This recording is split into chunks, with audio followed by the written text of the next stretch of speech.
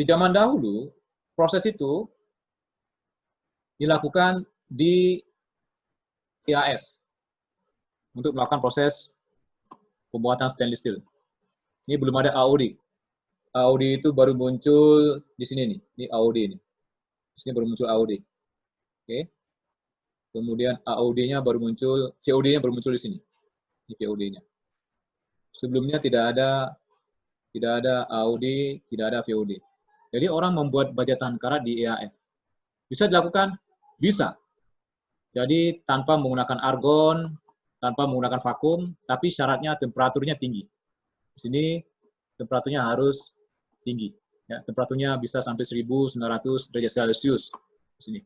1900 derajat Celcius. Itu proses yang berlangsung.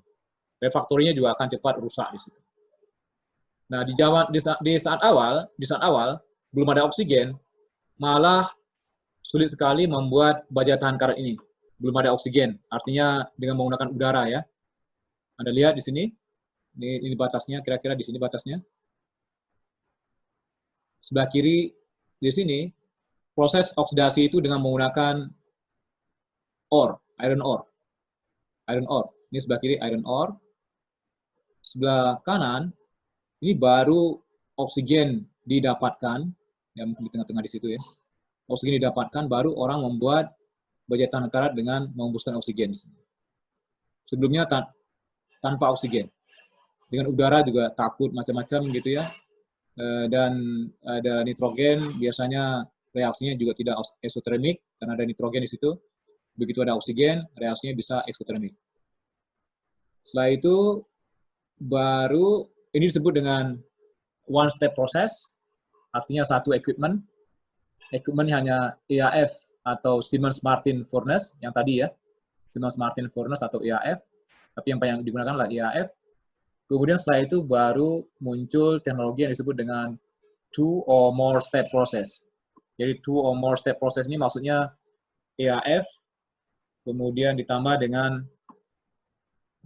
EAF, kemudian ditambah dengan EAF, ditambah dengan VOD atau EAF ditambah dengan AOD atau EAF ditambah dengan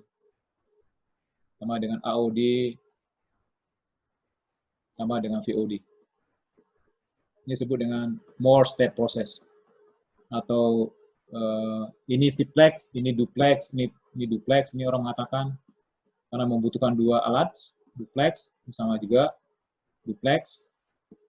Kemudian di bagian bawah disebut dengan triplex, karena butuh 3 alat. Oke.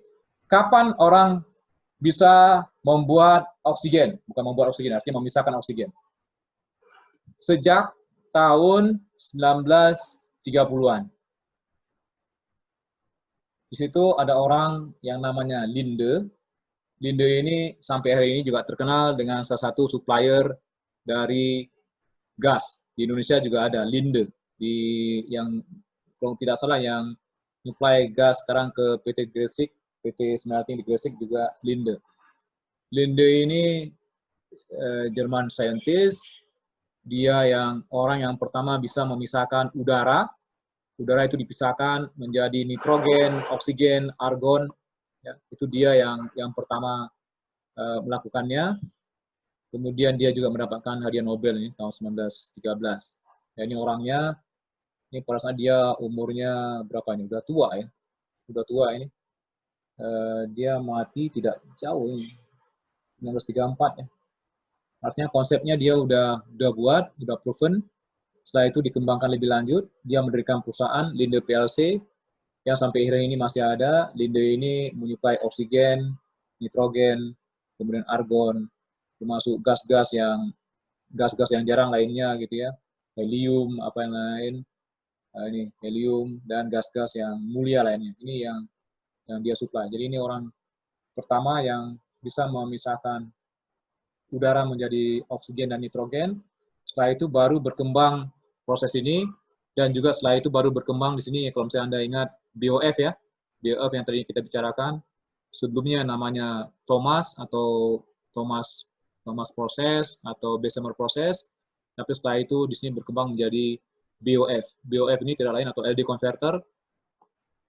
LD converter ini tidak lain adalah proses menghembuskan oksigen ke dalam lelehan baja. Sebelumnya yang Thomas ataupun Bessemer proses menghembuskan udara.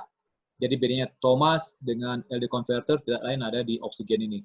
Ya, begitu ini ada orang yang bisa memisahkan udara menjadi oksigen, ini digunakan di LD converter jadi paten baru.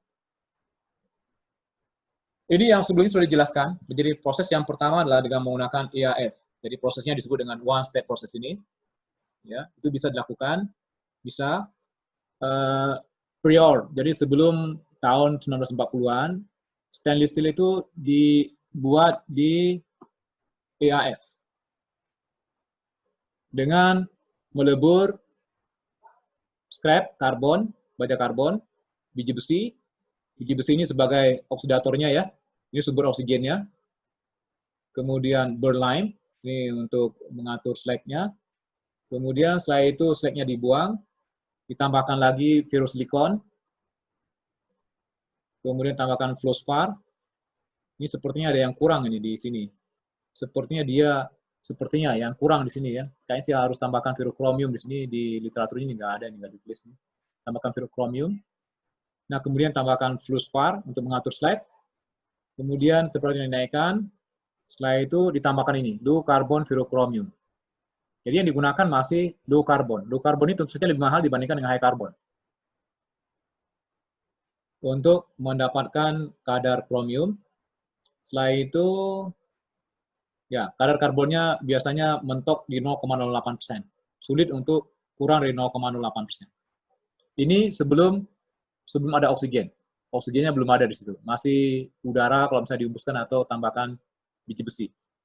Setelah itu, Linde tadi, ya, walaupun dia sudah tidak ada ya, 1934, kalau misalnya kita lihat, dia sudah tidak ada nih, 1934 udah almarhum.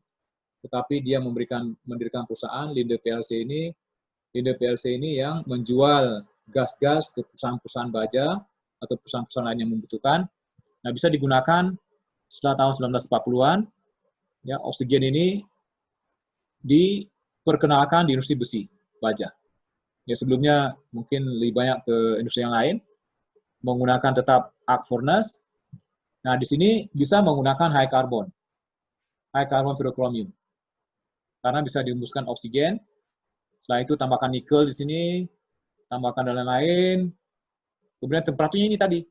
Ini bisa dilakukan, bisa, tapi temperaturnya di sini. Ini ya, kalau misalnya kita lihat, mirip seperti yang teori yang tadi kita lihat. Di zaman dahulu ini mereka tidak ada teori. Mereka hanya berdasarkan pengalaman, ternyata harus temperatur tinggi untuk menghilangkan karbon dari kromium. Setelah itu selesai, ini direduksi dengan menambahkan silikon dan aluminium. Ini disebut dengan red mix. Menghasilkan, ini ditambah juga low carbon ferrocromium, menghasilkan baja tahan karat yang kadar karbonnya juga mungkin mirip-mirip dengan di atas ini, atau lebih kurang sedikit ya, 0,08%. Jadi keuntungan dari prosesnya dia tidak perlu lagi menggunakan low carbon ferrocromium ini terlalu banyak. Jadi seharusnya di sini ditambahkan low carbon ini, ada low carbon ferrocromium ini kurang di sini di bagian atas di sini. Kurang di literaturnya ini kurang. Ya. Itu keuntungan dari proses begitu oksigennya dikembangkan. Ini ya. Ini tipikalnya saja ya. Ya, ini tipikal, ini enggak seperti ini untuk mode baja tahan karat, ini dari Tenova yang tanur listrik sudah ada di tahun 1900-an. Bentuknya seperti ini.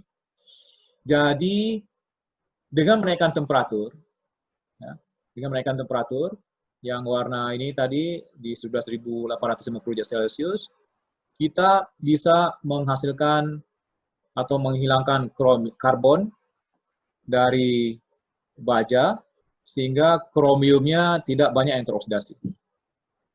Ya, temperaturnya 1900 derajat Celcius. Tetapi permasalahannya, begitu temperaturnya tinggi, masalahnya adalah di refraktorinya. Refraktorinya akan cepat rusak.